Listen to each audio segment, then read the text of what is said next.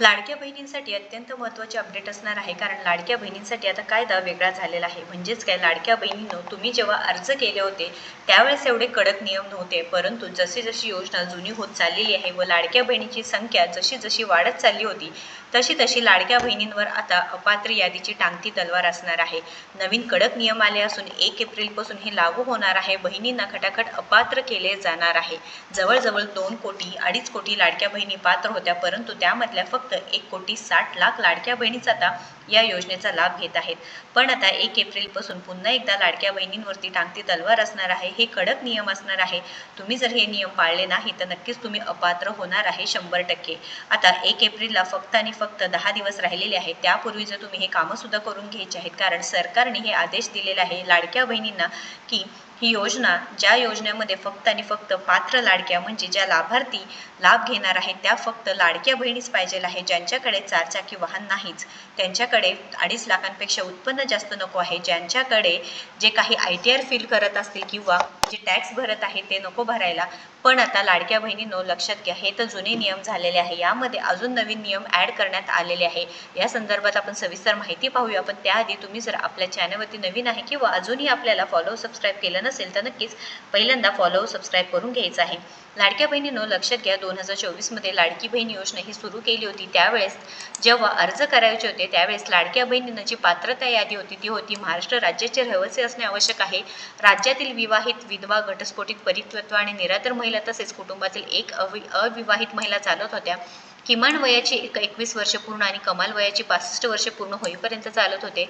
लाभार्थ्यांचे स्वतःचे आधार लिंक असलेले बँक खाते असावे. लाभार्थी कुटुंबाचे उत्पन्न 2.5 लाखांपेक्षा जास्त नसावे, हे नियम होते.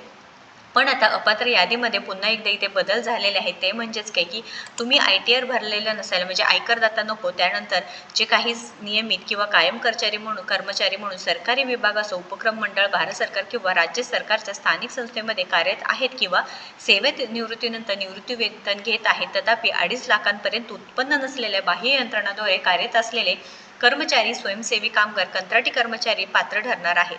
तर लाडक्या बहिणींनो, आता हे तर नियम आहेतच, पण त्यामध्ये ॲड झालेले नियम म्हणजेच काय, तुमच्याकडे 4 चाकी वाहन नकोच आहे, पण तुम्ही EKYC केलेली पाहिजे आहे. आता EKYC करताना तिथे सगळी माहिती तुमची ऑनलाईन जाते व त्यामध्ये तुम्हाला पूर्णपणे तुम्ही शासन निर्णय सुद्धा पाहू शकणार आहात की ज्यावेळेस EKYC सुरू झाली होती, मुख्यमंत्री माझी लाडकी बहीण योजनेअंतर्गत पात्र लाभार्थी महिलांची पडताळणी आणि प्रमाणीकरण करण्यासाठी EKYC माध्यमातून आधार ऑथेंटिकेशन केले जात होते. सुरुवातीला जेव्हा लाडकी बहीण योजनेअंतर्गत अर्ज केले होते त्यावेळेस लाडक्या बहिणींनो, तुमच्या बँक अकाउंट नव्हते तरीसुद्धा तुमच्या हस्बंडच्या असू द्या, तुमच्या पतीच्या असू द्या, तुमच्या घरच्यांच्या कोणाच्याही नावावरती पैसे येत होते. परंतु आता काय झालेलं आहे की लाडक्या बहिणींच्याच नावावरती बँक अकाउंट पाहिजे आहे, आधार संलग्न बँक अकाउंट पाहिजे आहे.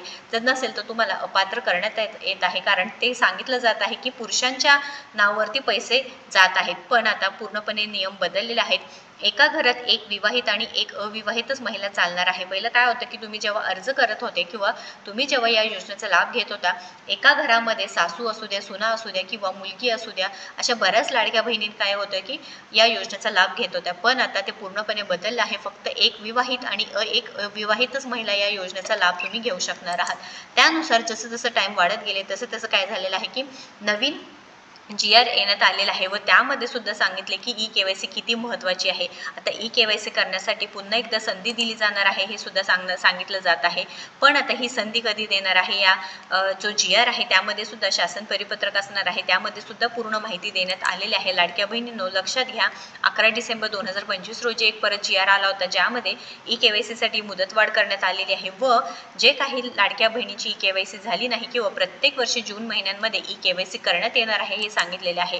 आता 6 फेब्रुवारी 2026 रोजी एक GR आला, ज्यामध्ये पडताळणी प्रक्रियेसाठी म्हणजे 31 तारीख सांगितलेली आहे. म्हणजे तुम्ही 31 मार्चपर्यंत जर पूर्ण अर्ज केले नाही तर तुमचे पैसे पूर्णपणे बंद होणार आहे. त्यासाठी तुम्हाला ladkibhin.maharashtra.gov.in यावरती जायचं आहे व ही KYC प्रक्रिया करून घ्यायची आहेत. अशा प्रकारे हे नवीन नियम लागू झालेले आहेत. 1 एप्रिल पूर्वी तुम्ही सर्व कामे करून घ्यायची आहेत.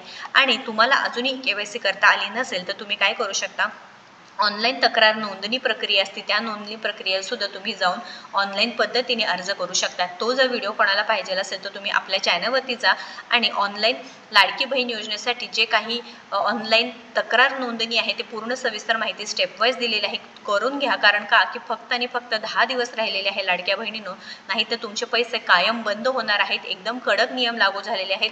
आता कोणत्याही अपात्र लाडक्या बहिणीच्या खात्यामध्ये पैसे जाणार नाहीत, ही पूर्ण दक्षता आता सरकारने घेतलेली आहे. माननीय मुख्यमंत्री असू द्या किंवा माननीय उपमुख्यमंत्री असू द्या, प्रत्येकाकडून सांगितलं जाते की लाडकी बहीण योजना ही बंद होणार नाही. लाडकी बहीण योजना चालूच राहणार आहे. प्रत्येक वर्षी जूनमध्ये KYC करावीच लागणार आहे. त्यामुळे लाडक्या बहिणींनो लक्षात घ्या, तुमच्या घरी 4 चाकी वाहन आहे, तुमचं उत्पन्न 2.5 लाखांपेक्षा जास्त आहे, एका घरामध्ये एक विवाहित किंवा एक अविवाहित महिलाच फक्त तुम्ही काय करताय, योजनेचा लाभ घेताय, तर तुमचे पैसे बंद होणार नाही. पण 4 चाकी वाहन आहे, तुम्ही टॅक्स भरत आहे, सरकारी नोकरदार आहे, 2.5 लाखांपेक्षा उत्पन्न जास्त आहे आणि हे पूर्णपणे दिसून येत असेल तर नक्कीच तुमचे पैसे 100% बंद होणार आहे. त्यामुळे लाडक्या बहिणींना थोडंसं जे काही KYC संदर्भात आहेत ते पूर्णपणे माहिती आहे ते जास्तीत जास्त शेअर करायचं आहे आणि थोडंसं सिरियस व्हावं लागणार आहे. कारण लाडक्या बहिणींनो ही नवीन सूचना असणार आहे, नवीन नियम असणार आहे, ज्यामध्ये जवळजवळ 80-85 लाख लाडक्या बहिणी एका टाइमला अपात्र झालेल्या आहेत. लक्षात घ्या, 2-2.5 कोटींपेक्षा जास्त लाडक्या बहिणी पात्र होत्या तिथं आणि तिथं फक्त आता 1.5 कोटीच्या आसपास लाडक्या बहिणी पात्र आहेत. त्याच्यामुळे लाडक्या बहिणींनो थोडंसं लक्षात घ्या, लाभार्थी कुटुंब असणार आहे त्यांच्या खात्यामध्ये पैसे येणार आहे, पण अलाभार्थी म्हणजे जे लाभार्थी नाही त्यांच्या खात्यातले पैसे बंद होणार आहे. तुम्ही लाभ मिळवत असाल तर तुम्ही पात्र आहे अपात्र आहे नक्कीच कमेंट करून सांगायचं आहे. कारण ज्या लाडक्या बहिणी पात्र असणार आहे त्यांच्या खात्यामध्ये आपण नक्कीच सरकारकडून 1500 रुपये दिले जाणार आहे. KYC संदर्भात काही प्रश्न असतो तर नक्कीच कमेंट करा. महत्त्वपूर्ण अपडेट आहे, जास्तीत जास्त लाडक्या बहिणींना शेअर करायचं आहे. अशाच महत्त्वपूर्ण अपडेटसाठी आपल्याला फॉलो सबस्क्राईब करायचं आहे. धन्यवाद.